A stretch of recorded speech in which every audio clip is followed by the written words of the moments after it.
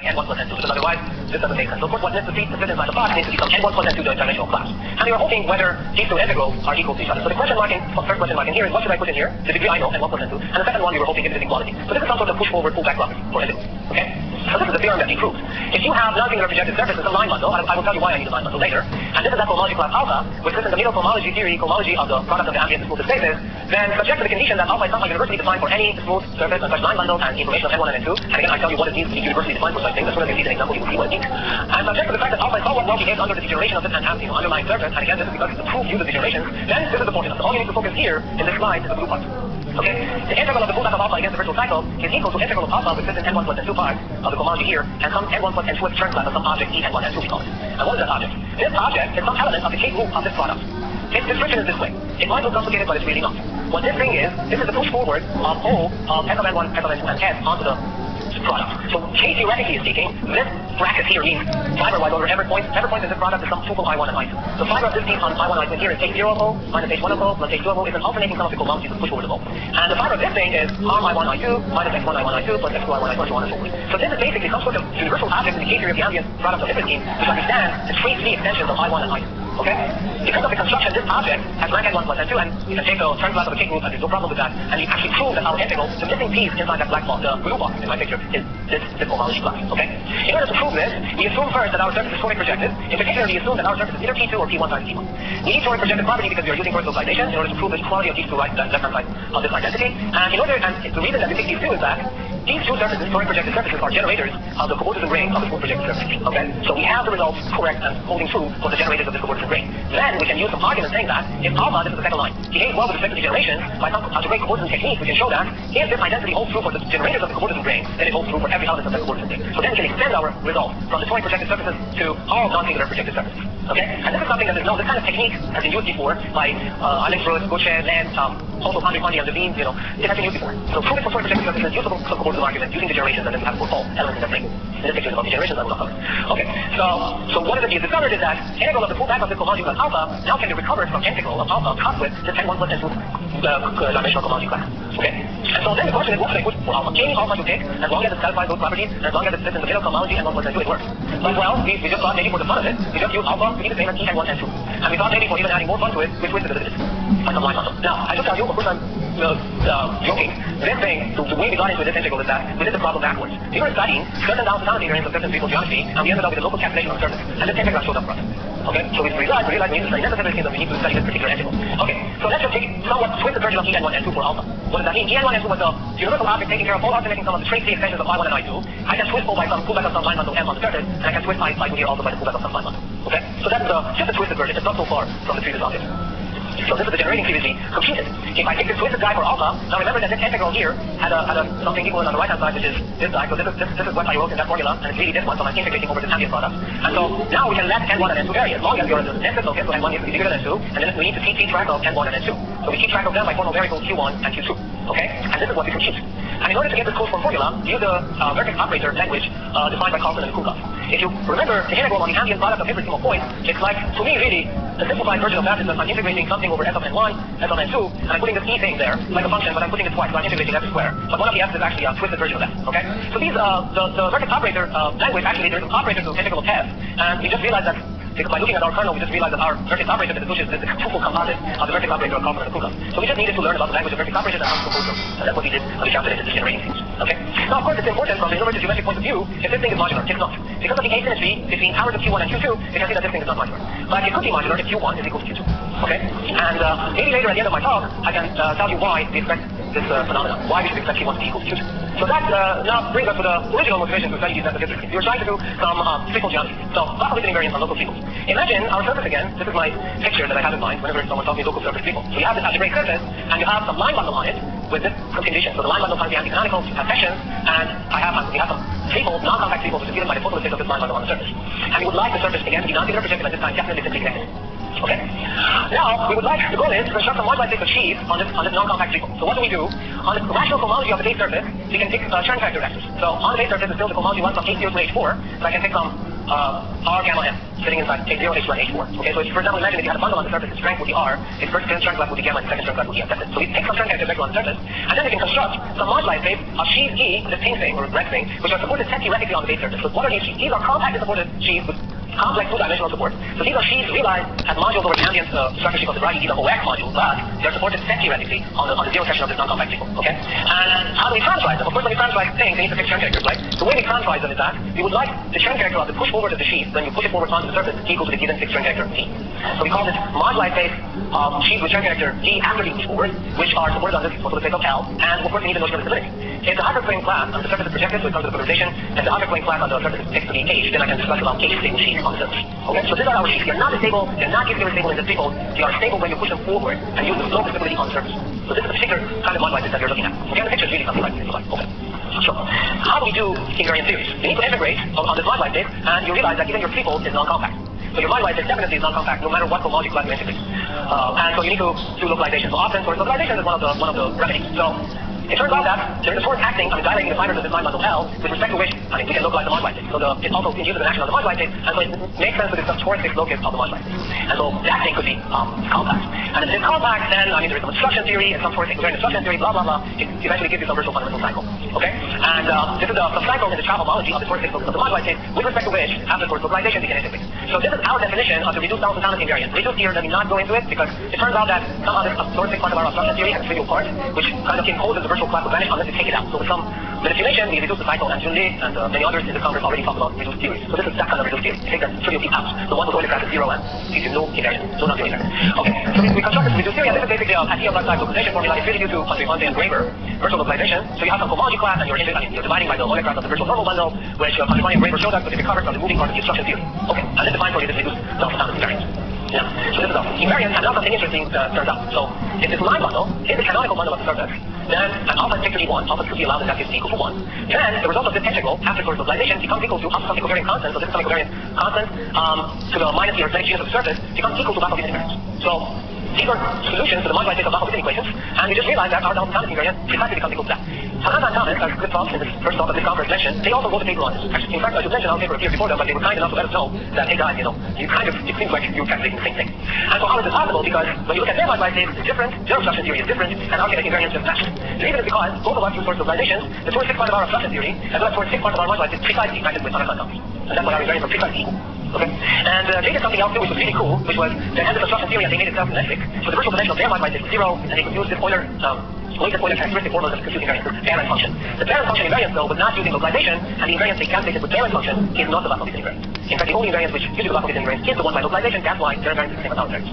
Okay. And these Laplace invariants by the beautiful paper of Conrad and Witten in 1994, they are predicted to have modular properties. Okay? So what is the termination between this triple geometry and the Newton Gilbert sheet? Well, it has to do with looking at the torus fixed locus of this moduli space of torsion sheet. Torsion means dimensional support of the sheet is less than dimensional geometry. How sheet is supported on the surface. So it has to do with looking at the torus fixed locus of this moduli space. The claim is that this guy is composed in several components who care about several partitionings of that rank R. Remember the Chern character vector with R gamma M? These components care about the partitionings of that rank R. And why is that? Let me show you the analysis in the short time I have, maybe 10 minutes. So remember your non-compact people. This is a projective map on the base surface. You're looking at the torus fixed point of the moduli space. This is given by T star equivariant sheet, and we would like the sheet to be stable. Then what we can do is we can push forward the sheet onto the surface. After all, everything we learned about the sheet, including the Chern character, is stability is after being pushed forward on the surface. It turns out the push forward decomposes into graded pieces. Okay? So these graded pieces I can call E minus I, or maybe EI if you like. And this thing, what does this say? This map, this affine map is the fibers of my line bundle, and the T star acts on it. So these graded pieces, this T basically here is some trivial bundle on the base surface who have non-trivial equivariant structures. It has a T star weight equal to 1 if you like. And this basically keeps track of what weight space this EI sits in. So your push forward of the sheet decomposes into weight spaces E1, E2, all way of rank lambda 1, lambda 2, as long as the sum of the ranks, of course, needs to be equal to the total rank, which is R. So this is how you get different partitioning. So there are so many different ways of dividing a sheaf of rank R on the base surface into directons based on what you choose for these ranks. Okay? And so where's the next thing coming from? Okay, so this is how. Not only you will get this decomposition into weight spaces, you get something like a Hitchin-type map, or a Higgs map, if you like. So those of you who work with Higgs bundles and so on, you know already about this. There is this co-action by the functions in the vertical direction, which actually gives you a map from here to push forward to E times L. Okay, so, and actually, if I started just with this inside bundle or kitchen pair, the spectral construction will give me back the torsion shape I had on the sequel. And the time of the story actually is the story of D-side. So they constructed an obstruction theory for D-side decided from a surface. So if you look at the Laplacian equation, actually you can see that there is some bundle on the base surface, some torsion free sheet on the base surface, with some holomorphic mass which takes values 2, 4. Which takes values from the endomorphism algebra of the, and here my Q is lower star of E times canonical. And this is exactly that. The spectral crystal, the spectral construction gives us the torsion sheet back. So these are some sequels, they also recovered sequels, but they did different obstruction theories. Okay, so the next thing comes from the fact that, remember that this L itself carries a weight C star weight 1, and each one of the i's fits inside the IT, weight of 6. So because we start from a C star covariant sheet upstairs, so Hessian type map, or the Hessian pair you get downstairs, also needs to be for 6. That is the same weighted pieces need to go to each other. So the piece in here written in the degree I weighted state needs to go to degree I weighted state. But then the I cannot go to EI times L because L shifts the degree by 1. The only way you can get mass from same weighted state to the same weighted state is that EI. Remember that these EIs would have different ranks, lambda I and lambda I minus 1. But what if they have both ranks 1? Now exactly you get that situation. You have two ideal sheets for Indian upward twist, and one of them sits inside each other. And the statement is that there's definitely this partition, because you know that the partition 1, 1, 1, 1, 1, 1, how many times exists. So definitely, when you start from calculating the Laplacian invariance, there should be terms coming from the specific. Maybe these corrections are correction terms of 0, but the components of the moduli is definitely there. Okay, because this partition also exists there. Okay, so this is how this story gets related to the necessary frequency. So for simplicity, of course, you can take the rank equal to 2. How many partitions 2 have? Well, you can have only a sheaf of rank 2 with no concentration on the surface, or a sheaf of rank 2 which is really a direct sum of 2 rank 1 things, one of them sitting inside the other, and this is the necessary frequency. Okay, so the virtual cycle, the localized virtual cycle actually becomes equal to the sum of the virtual cycle of each one of these components, and integration against these virtual cycles also tell you that the reduced bound totality invariance of G will become equal to integral over this virtual cycle, which is this term in here, plus integral against this virtual cycle, which is the necessary frequency invariance. Okay? And it just turns out that this is a moduli phase of sheaf of rank 2 being theoretically converted on the surface. So the statement is that if you have some sheaf whose rank after being pushed forward to the surface is 2, this sheaf would be either something which is honestly supported on the surface with rank 2, and those invariants are written either standard with invariance, and somehow the vertical coefficient A, or that this sheaf would have rank 1 on the flat surface 2 times x, and the necessary frequency recovers that. Now, I was asked a question from Kamran yesterday, what surfaces we worked on, and this was a great question, and I asked it to my son. So what surfaces we worked on? It has in the final conflict succession 0.83 surface, which means the condition satisfied, the final conflict succession of fatty 1 dk, 0.83, but this component becomes empty. So this goes away. So this is nice because if someone wants to prove the modularity predicted by Laplacian theory, if they're working on the surface, they need to prove the modularity of the generating field. Then they both are invariants. Okay? Now if that is a more general type surface, one of these complete sections, for example, 20 in T3, the surface of fact T3 and T4, or 4 2 in T4, or 3 2 in T5, or 2 2 2 in T6. Or, for example, blow up of T3 at a point, then it just turns out that you don't need this curve class. This curve class will be automatically deleted. So that your necessary frequency component literally becomes the necessary frequency point. You have corrections to Laplacian invariance, but these corrections are coming from different points, which I showed you how to calculate by putting back class alpha, so on and so forth. So this is our formula again, and as I told you, our invariance, the reduced bound totality invariance, and the same as Laplacian invariance. This is our generating theory, we developed, and then Tanaka Thomas with a different obstruction theory turned out they calculated the same numbers using virtualization. Of course, each one different onto a constant. In K3, in perspective of K3, the arithmetic field is equal to 1, so that's why it's the minus 1. And these are the Laplacian invariance, and both of these are equal to the generating field of Laplacian in your paper. So this thing actually showed up in your paper, and the quality of these two generating fields is verified up to the third coefficient. The calculations are heavy, so that's what I mean what Q4.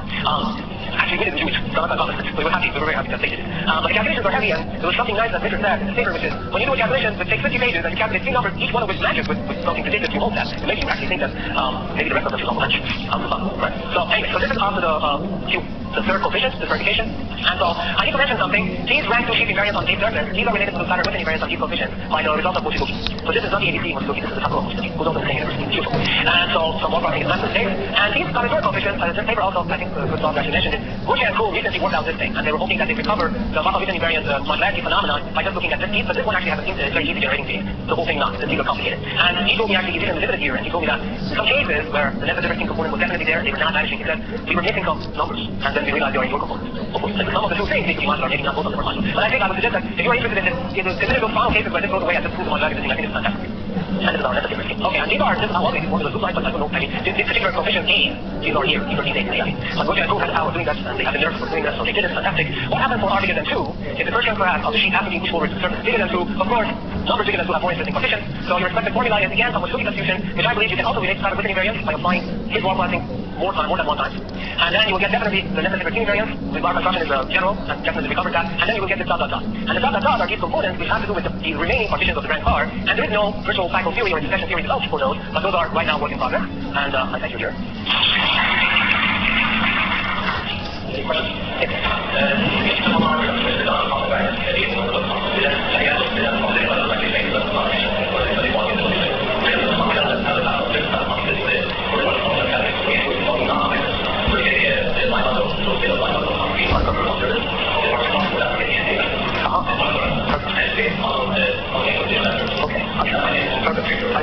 Yes, we will check that. Any other questions? Yes. Does it only represent some likely variance with one or is it no, definitely. Some Gaussian invariants do only will become equal to the invariance of the school for final completion succession in case we don't answer the question. No, they're not. Other questions?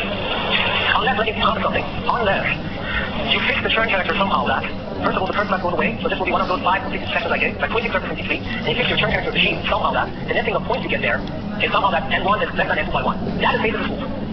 That you can calculate this point effectively, actually.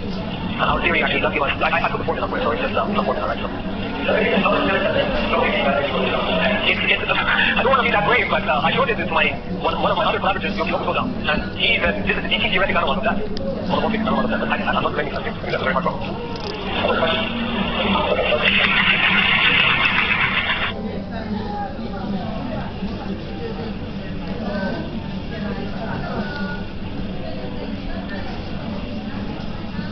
Okay, so I'm going to introduce the next speaker. He's a guy, Appreciate Gandhi, and his title is Fourth Maintenance Life and Life Cure. Right, thank you very much. So it's a real honor and pleasure to be able to be here and speak on the case.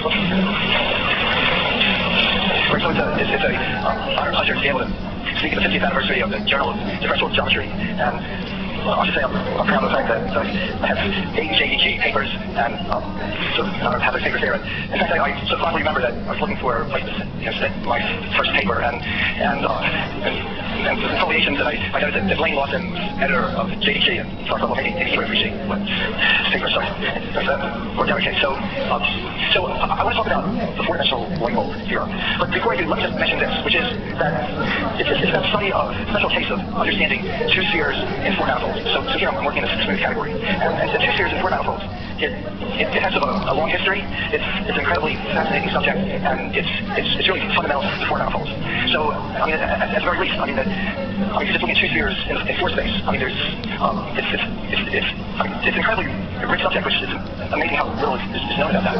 I mean, for example, there's every group that's fundamental group of a knot in free space is fundamental group of some two sphere in four space, and unlike free space, where that more or less determines the knot modulo some other things. I mean, it's far from it. For example, there's a basic question is, if you have a two sphere in the fourth sphere, which is complex as fundamental group C, is that two sphere just the standard sphere? And of course, one of Friedman's amazing theorems is, I mean, yes, that's true in the topological category, but in the smooth category, it's not known. And generally, in four manifold theory, if you have nature covordism between simply connected to close simply connected four manifolds, then if you look at this five-dimensional H covordism, multi-action is to be put in the middle level, and you can see the ascending two spheres and descending two spheres, and of course, if you're five dimensions, you can see the Woodley trick to disentangle them, but just understanding these spheres is really central.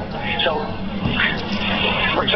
here's another case of, well, I guess here to meant for more the historical thing. So one of Steve Snail's early spectacular results was the classification of the regular homotopy of two spheres into Euclidean space, which he was able to turn the sphere inside out, and then later he developed extension of understanding K-spheres and space, and then, well, Mo Hirsch extending his method to just generalize his general theory of immersions. But in particular, I mean, Snellius developed an analogous theory for embeddings. Presumably this will be quite hard. Even partial results in this direction would be interesting. So already when you're talking about embeddings, that I mean, it's just a fundamental group in stochastic policy. The first incredibly sophisticated things are involved.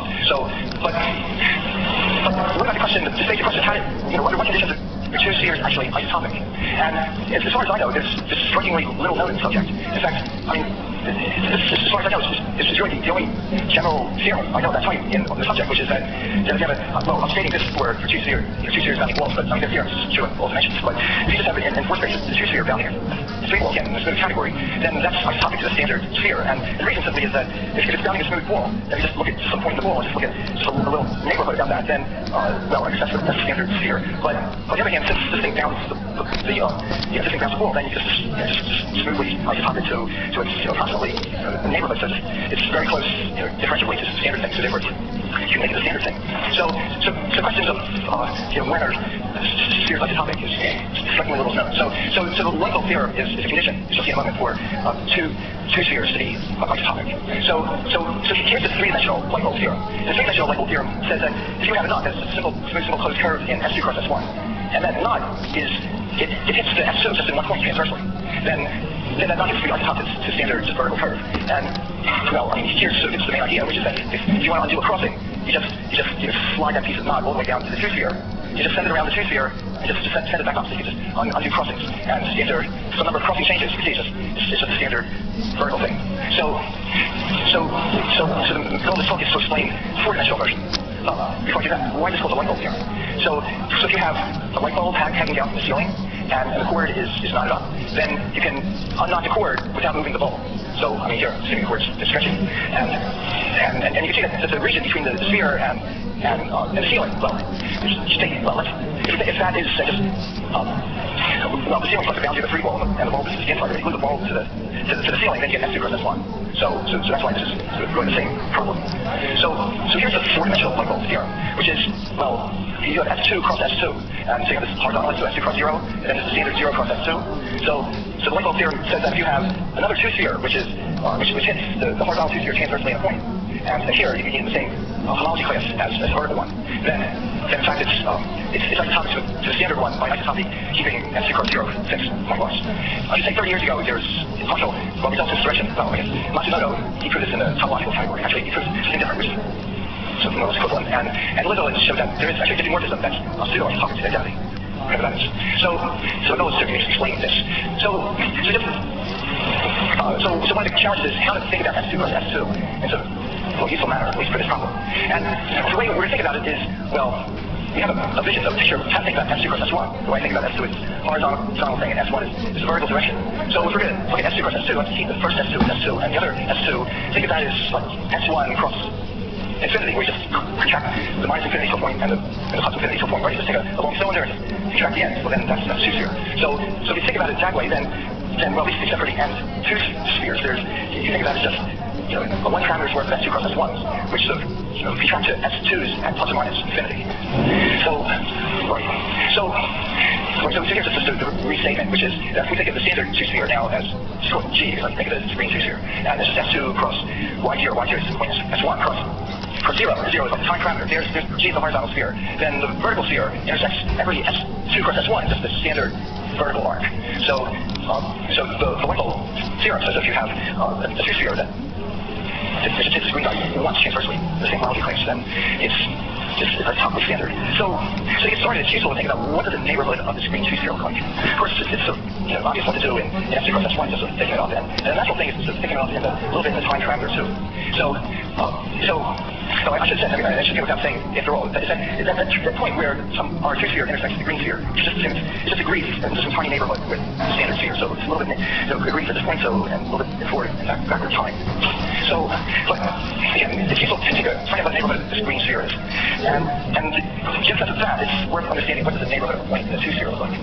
So here is the 2 sphere. Remember, 2 sphere is a cylinder with the ends contracted to a point. So here I'm thinking about there's the S1 direction and the horizontal is the R direction, and then the plus and minus infinities are contracted to a point.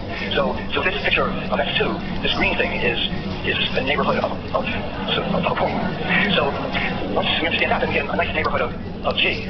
So, and the neighborhood of G is, well, if we have this thing parameterized between minus infinity and plus infinity, then the neighborhood of G includes everything to the left of minus 10 and to the right of plus 10, and then from between 10 and minus 10 and 10, in those S2 cross S1 sections, just a little standard neighborhood of S2 cross S1.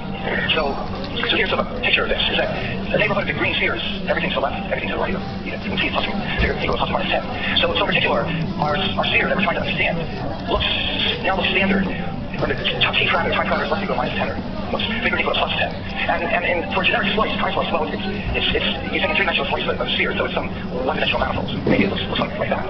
So let me just multiple episodes.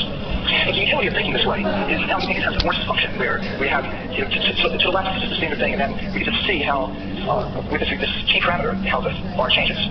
So now we can just do basically standard Morse theory where we look at the surface and just perturb it slightly to get the Morse function. And so there's finally many points, critical points in the next 0, which we can assume are happening at time minus 9. And then there's the critical points in the next minus 1, which, well, for whatever reason, they can happen next. But so the critical points in the next 1, they happen next. And for whatever reason, that's happening between hand at minus 6 and hand at plus 6. And then the critical points in the next 2 are plus 9. So writing leaves something slightly non-generic. What you think of is a time, before time minus 9, this is the standard vertical curve. At time minus 9, you suddenly see these, some number of disks.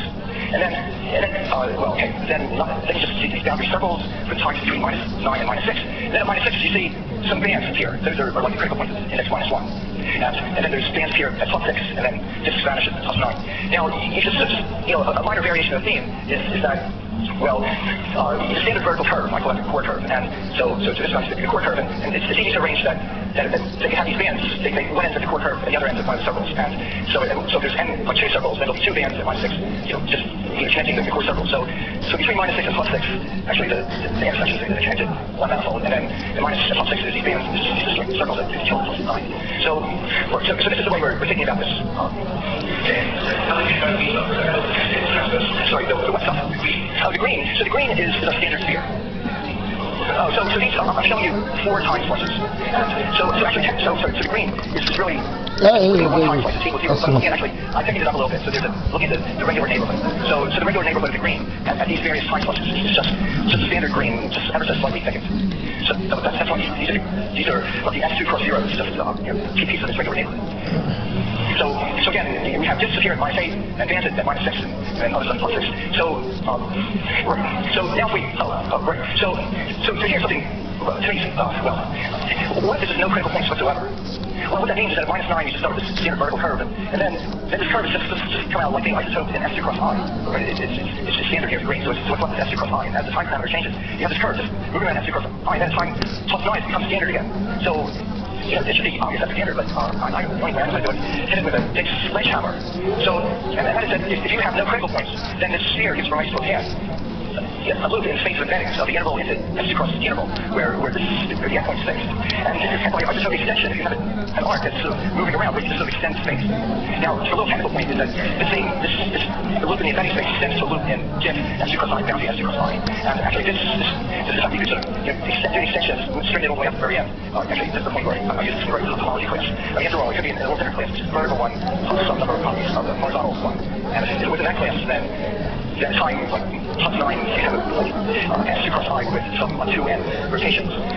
But you need to sort of isotope that standard thing, fixing the core circle, which is common. So anyway, now using here Hatcher, he has these 17 characterizations of the Bell conjecture, and one of which is that diff S2 cross I bound to S2 cross I is pi 1 of a loop space of O3. And that turns pi 2 of RP3, which is pi 2 of S3, which is trivial. So therefore, you use this contraction space of diff to straighten up this curve. So now we can assume that if there's no critical points, then this sphere is standard. Okay, so now let's consider what I consider to be basically the representative case, which shows essentially the main difficulties. And that case we have 2 critical points, still index 0, still index 1. And if you make a slight perturbation, you can have, one disk appear at time t -9, next disk appear -8, and then a band that sort of kills, you can't, associate this boundary curve, appears at -6, and the next band pushes up in time to -5. So somehow one way would cancel this critical point index 0 with this critical point index 1. So how do you do that? So first, I'd like to be able to say that right at this level, at this time -6, you can't find an embedded disk bounding this curve, embedded disk bounding that curve, which is disjoint from all the other stuff. So this disk is disjoint from everything else that you see. This is just disjoint from the band, everything else except for this arc. So the question is, how do you do that? Well, abstractly, you have this picture. Here's our 2 little circles. Here's our band, which goes all around S2 cross S1, crashes through here a bunch of times. And so what if I actually replace this disk by other disks, which are disjoint from all this other stuff? So from the band's point of view, is these 2 disks are just hitting the band in various spots. So what we can do is like look at this first one, just stick your finger, just push it off the band. Well, if you push it off the band, that's fine, but it hits the core curve twice. But I'm not worried about that for the instant. But then that leaves room to push the next disk off, and then the next disk, so on and so forth. So I replace intersections with the band with intersections with the core curve. But then here's a spot where we're using we have this dual sphere. So we just basically we have this intersection here, and we have the sphere here. So we just tube off this intersection. And so just take a copy of this green sphere, push it off a little bit, and just tube it off here. And if this one, just tube it off in the other direction. And once we've done that, well then we've at least we've just cleaned up this spot and replaced this disk from here by a different disk, but at least it's disjoint from everything. And we can do that one by one, replace all these disks by disks disjoint from other stuff. So that enables us to sort of view time -6 with a differently. So we can use those disks to just basically straighten up the picture of time -6. So just straighten them up. Now, and we can do that because these disks are called E1 and E2 before they were where they originally, they were strength things. So, but now remember that these disks, down at these curves, and these curves, up to time -6, but all the way down to time -8 for E1, for down to E1, at like -5 and -9 for E2. Every time slice, they're just sitting there just like circles. So the isotope which takes this this crazy picture, and it straightens it up. I want that to be just carried through all the various time slices, say between minus, well, actually, 8.5 here, 5.5. So, right, okay, so it looks like really in good shape because this is really a much simpler picture than really what it was. However, we have to pay a price. And the price is that when we did this isotopy, then, remember, at time minus 8, this original little disk appeared to our critical point of index 0. But when we did this isotopy, well, then that took that disk and turned it into a mess. And this is the picture that we can very well see at time minus 8. You see, like, here's a sphere, here's a sphere. So this circle here is tubing to this inside sphere, and out of this is a little tube that swings around the outside sphere. So you can see the disk is a mess. And it's this nice straight band. If you push it down to the minus 8 level, it's crashing into this disk. Now, if like a miracle, it was displacing the disk, well, then we'd be able to do a cancellation, but it's not. So somehow we want to make this band disjoint from, somehow I said things to show this band is disjoint from this complicated disk. And just to do that, I look at this curve C2, and I want to disentangle this curve from the tubes that are passing through it. So let's look at that. So just the detail of that. Here's this circle C2, and we saw these tubes passing through. And, well, I mean, you're thinking about this, and, late at night, and say, oh, shoot, why don't we just move it off? And then you say to yourself, well, here's a tube, and here's a circle, and just move this a little bit to the fourth dimension and move it back. But that would quite work, right? Because there's this circle here, I think here at level minus 8, but it's, at every time, there's time slices before it's over time, plus minus 1. I mean, it's still there, so I just can't blindly move this off. But in fact, I can move it off using what I call the one-fold lemma. And the one-fold lemma is essentially this picture where you have, just look at the